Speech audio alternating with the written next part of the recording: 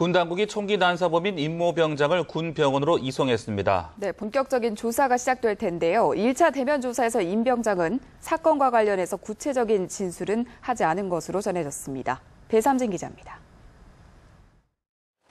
동부전선 최전방 GOP에서 총기를 난사하고 무장 탈영한 뒤 자살을 시도한 임모병장.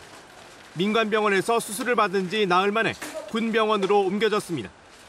군 당국은 외부와의 접촉을 차단한 채 본격적인 수사를 진행할 방침입니다. 앞서 1차 대면 조사에서 임 병장은 구체적인 진술을 거부한 것으로 전해졌습니다.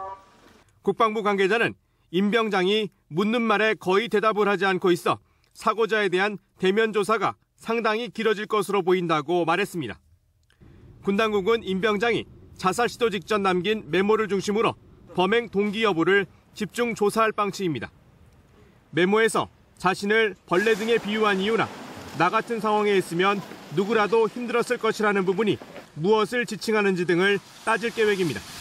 그런 내용들이 그 상황이 왜 이런 상황이 설정이 됐는지, 왜 사고자가 그런 마음을 생각을 하게 됐는지 이런 점들을 다 수사해야 되는 것이죠. 군은 집단 따돌림이나 가혹행위 등 병영 부조리가 있었는지, 범행이 계획적이었는지 아니면 우발적이었는지도 가려낼 계획입니다. 이런 가운데 숨진 장병 가운데 몸에 수류탄 파편상과 함께 총상까지 입은 경우가 있었던 것으로 전해져 논란이 일고 있습니다. 유가족들은 수류탄 투척에 이어 확인 사살까지 한 것 아니냐는 의혹을 제기하고 있습니다. 군은 모든 가능성을 열어놓고 철저히 수사할 계획이라고 밝혔습니다. 뉴스와이 배삼진입니다. 동부전선 GOP 총기 난사 사건 수습 과정에서 군에 대한 신뢰가 흔들리고 있습니다. 네, 가짜 가해 병사를 등장시켜 여론의 비판을 받은 데 이어서 국방장관의 국회 발언 내용이 진실 공방에 휘말렸습니다. 문관영 기자입니다. 언론에 공개된 가해 병사 임모병장의 후송 장면은 연출이었습니다. 모포를 뒤집어 쓴 사람은 임 병장이 아닌 대역이었습니다. 국방부가 병원 측이 취재진을 따돌리기 위해 임 병장 대역을 요청했다고 해명하자 병원 측은 즉각 반박했습니다.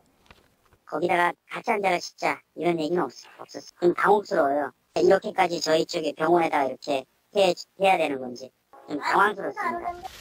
이번에는 국회에 출석한 김관진 국방부 장관이 병원이 아닌 119 요청으로 가짜 환자를 이송했다고 말을 바꿨습니다. 강릉 아산병원과 계약관계에 있는 129 환자 이송단의 요청에 의해서 이루어졌습니다. 환자의 보호를 위해서, 물론 이것은 병원장한테 보고가 됐습니다. 보호를 위해서 우리 군 병원에 요청을 했고 군도 그걸 받아들여가지고 김 장관이 2중 3중으로 확인했다고 공언했는데 이마저도 진실 공방에 휘말렸습니다. 강원 129 응급환자 이송단은 강릉 아산병원에서 임 병장이 이리로 온다며 환자를 후송해달라고 해서 그렇게 했을 뿐이라며 그 이상도 그 이하도 아니라고 밝혔습니다. 임 병장이 자살 시도 직전 작성한 메모의 공개 여부도 도마에 올랐습니다. 국방부는 유족 반대로 공개할 수 없다고 주장해왔습니다. 현재 사망자 유족들이 이것을 공개하지 말아달라고 이렇게 요청을 했습니다. 그래서 공개하지 않습니다.